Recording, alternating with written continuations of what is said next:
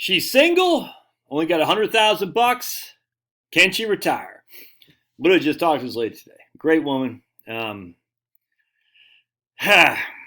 we're trying to make this work. You know what I'm saying? It's we recorded. I was going to actually post this, but it wasn't. It went on too long. I was yapping too much. I got sidetracked a couple of things that would not make a good user experience for you guys to watch. So we're just going to kind of give the cliff notes here. I'm just going to summarize what we went up to, what we talked about.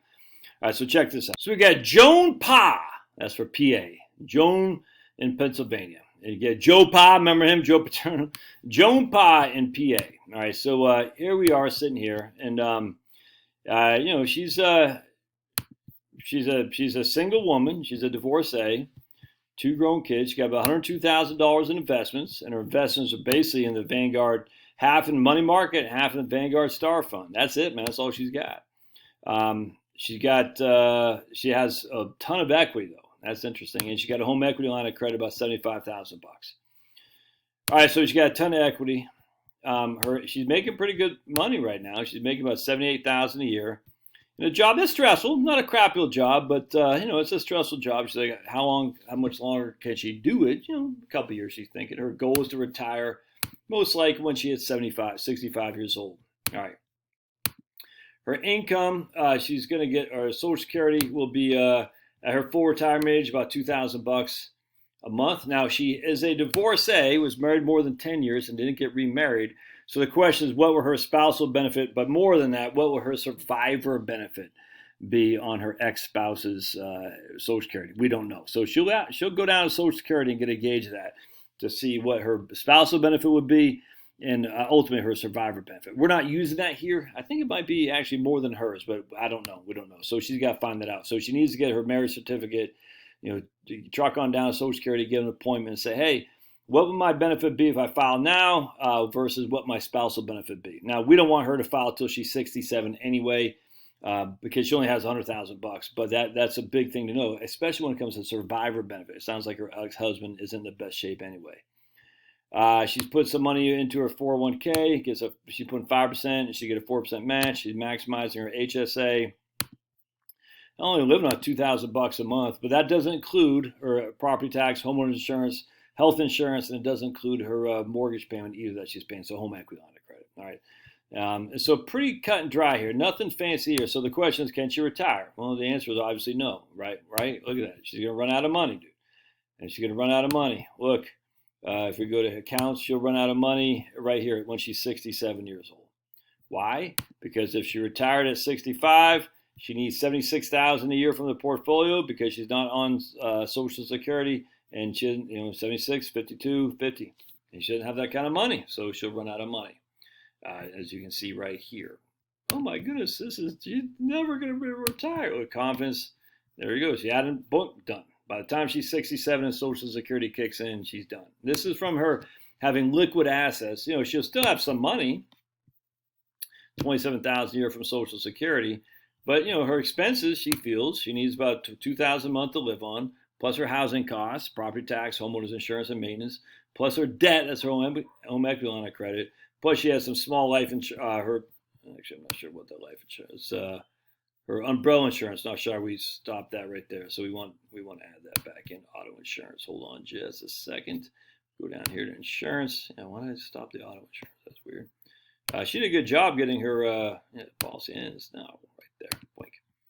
All right, so what can we do to make this work for old Joan Pa?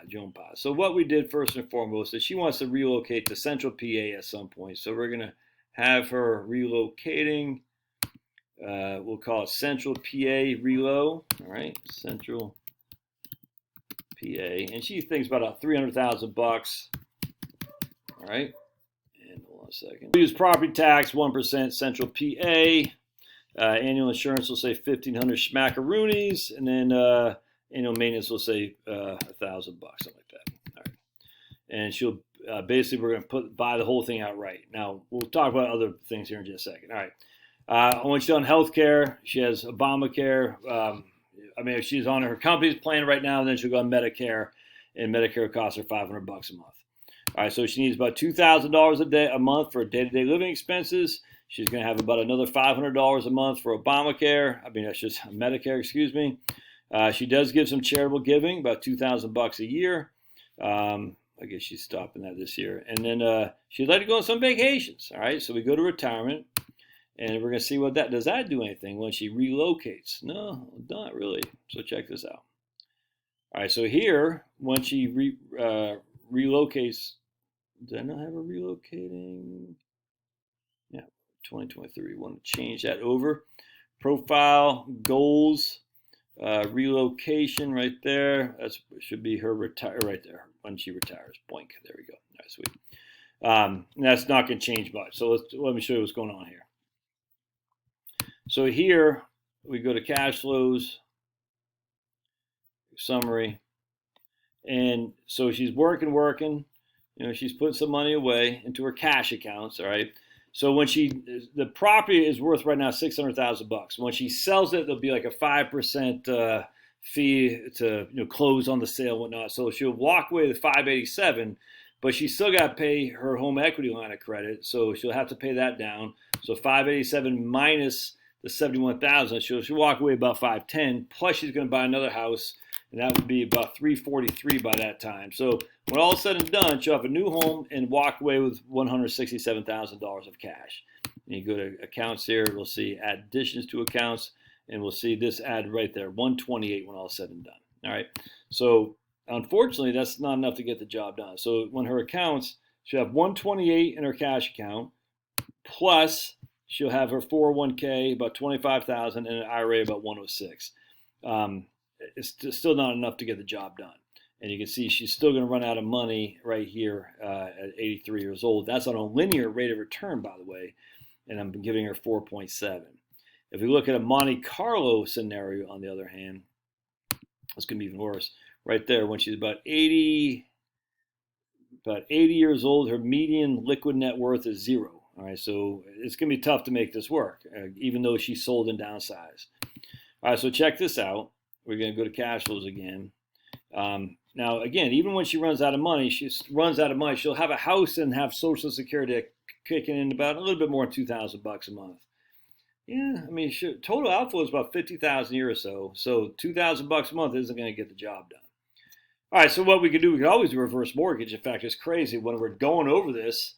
It's nuts. I'll tell you what, my man, I could not believe it because she has a $600,000 house, and she wants to buy a downsize to a $300,000 house. A couple months ago, Sergio had sent me an email. Let me share it with you here real quick. I couldn't believe it. I said, whoa. On April 16th, I got this email from old Sergio in California.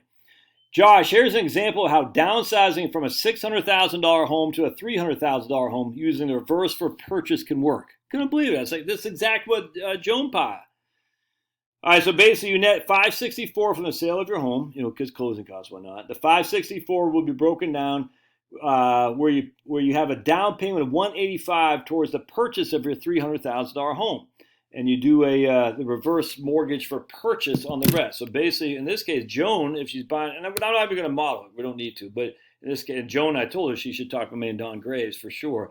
But what she would do is, instead of goals right here and buying that complete thing out of her cash accounts, what she should do is do a reverse mortgage for purchase.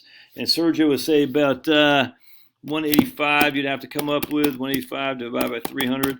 So basically, you'd have 40% of that money she bought right there would come from the reverse for purchase. So instead of 312, 312, she don't have to come up with 312 minus 124. Hold on a second. 312 minus 124. She'd come up with 188. And the bank would basically give her the other 124, which would mean she'd have more money in her pocket to live on. And she absolutely should do that. But we're not going to go there. We're not going to go here at this stage. Watch this. 100% she should do that. What we're going to do instead is, I said, Joan, you're young. You're not smoking a carton of Cools. You're not about to die. Fauci's not breathing down your neck with his beagles in tow, who he likes to operate on. What does Fauci have to do with wealth planning? If you don't get that guy, this ain't the right channel for it. What's Fauci or what's the Republic? What's this? What I used to hear all the time. What does politics have to do with wealth planning? You don't know? You don't know what politics has to do with wealth planning? Okay. Fauci, politics, okay, whatever. All right, so what we're going to do here is we're going to say, She actually likes to work. She likes it. She has a volunteer job in Central PA now that she likes to do on occasion. I said, well, if you just got a part-time job, man. You know what I'm saying? We're going to say salary, but you're not really retired if you have a part-time job. Jones salary, part-time. We're going to say Jones part-time salary. And we're going to say $30,000 a year. All right. You know, being a host at baseball games or whatever. You know what I'm saying? We'll say right there. And Joan will do that till she's 70 years old. I'm just throwing it out there. Watch this. So we went from 3%. Let's see what it does instead. 3% to whoa. So $30,000 a year. Divide by 2080. That's $14 an hour if you had a 40-hour work week. If you had a 40-hour work week, that'd be $14 an hour. And generally, if you're working a 40-hour work week, that's going to come with other things, health insurance, 401k matches, whatnot. So if she can get $14 an hour, we'll say. So if she can say, now I want $18 an hour because I don't need the 401k and all that, and I don't need the health insurance. 18 times, we'll say 1,040. That's $18,000 a year right there. Or she just downsizes her career, like I always talk about. All she needs is $30,000 a year. We haven't done any reverse mortgage modeling or anything, but let's say we do reverse mortgage modeling. Check this out. Here to retirementresearcher.com. This is, well, I guess we don't even need that. I don't think they give us the reverse mortgage for purchase, do they? I don't think they do. So we'll come back. We're going to say, look, man, we're going to have a reverse. So what we're going to do, check this out. For simplicity, I don't know how to model a reverse mortgage for purchase in Right Capital. I'm sure there's a way to do it, but we're going to say she purchases a house for $185,000 as opposed to $300,000 because the other $115,000 will be on the reverse mortgage, if that makes sense. And I'm not going to model this, but just so that means she has more cash on the side. She has an extra $115,000 in her investment portfolio that she can live on, all right, because she did the reverse mortgage. So let's see what it looks like here. All right, oh, now we're at 99%. Huh? Because that extra $115,000 she could be used for her investing to live on, as opposed to being equity in the house. She's still got tons of equity. I mean, now, look at it. And she dies in today's numbers with $176,000. Oh, how much would that be? Almost perfect if she needed to go to an assisted living facility, plus whatever equity she has in there. And that's just with working part-time, dude. Let's go to we don't want to go to cash flows. Downsize your career, for heaven's sake. But what about health insurance? If she's only making $30,000 a year, so watch this. Well, first she's gonna be on Medicare right here anyway, so she doesn't need to worry about health insurance. What if she did that earlier? So check this out. What if you ever hang it up next year instead? All right, 64,000 schmackaroonies. Watch again. Where she should take Social Security at her full retirement age. Absolutely. As long as we're above 70 to 75%, we're good. We're at 95%. Just working part time. For $30,000 a year. I don't understand why people don't get this. So now we say, let's go to healthcare.gov, and we'll say healthcare.gov, and I got to use Georgia. I don't know her zip code, 30004. We'll say Fulton County, boink. And we'll say that I'm old Joan. We'll start. Say it's me. I'm Joni. I'm going to be, but she'll be 64 when let's say 63. Maybe if she, whatever, you know what I'm saying? She's not a tobacco user. She's not pregs. It's just her. And we'll say she got $30,000 a year of income. What does she qualify for? Obamacare premiums, 917 credits. $917 credits. We'll go to next. We'll see what kind of plans they got. So here are bronze plans. No monthly premium. No monthly premium. No monthly premium. Let's add filters. There's only HMOs in Fulton County because Fulton County sucks, but that's okay. We'll just go to silver plans. And look at this, with $70 a month, $70, dude. But I hear there's one guy who's like really angry when people say, "Can they retire?" If you're working at all, even doing YouTube videos, if you're doing anything for compensation, you're not retired. My man Joe Kuhn actually had a good point. He goes, "Wow, I like YouTube videos. I'm still retired." No, you're not, says this guy. I was like, dude, get out of here. I didn't ban him because I like the dialogue because it creates the dialogue is good for the algorithm, but I'll ban him at some point. Anyway, so again, let's say I don't know, there's a minor league baseball team that they need someone to be I don't know, to level the field with the brooms and stuff. And they'll say they'd pay $30,000 here. I get it. But What if there's some kind of job, like, Chloe just got a job, part-time, walking dogs at a kennel, picking up poops and stuff like that for like 13, 14 bucks an hour, something like that. You know what I'm saying? You do that, say you did that for, 15 hours a week. So you got 15 times 52. That's 780 hours. You got 15 hours a week. That's $11,700, dude. That's literally just small potato stuff. Yeah, that's just picking up poops for dogs for 15 hours a week. You know what I'm saying? I mean, just downsize. So let's see if she did that. Instead of $30,000, we'll have her making $20,000. Thing is, she's already doing some volunteer work. She doesn't mind the work.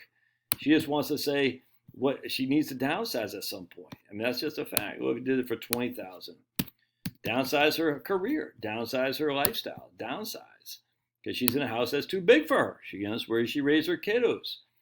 All right, so now we were at 98% before. Now we're at 98% before. All right, pause it. Now we're at 81. She's freaking golden, dude. Golden. Anyway, just downsize your career, downsize your lifestyle, her home. Look at reverse mortgages. Look at part-time income. But you're not retired. I don't care what you call it. I'm trying to, and she's not necessarily in a crappy job. I'm just trying to get away from my crappy job into something that's a little bit more sustainable for my level, my head, because my head's freaking. I'm like, stressed or whatever.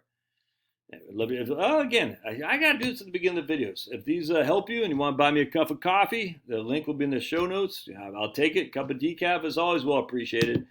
Don't forget to subscribe. My email list is the Doobly Duke as well. And of course, all my books. My new one, Relax and Retire, is out there waiting for you to buy it to get educated how you can debunk the inflation narrative. We'll see you guys.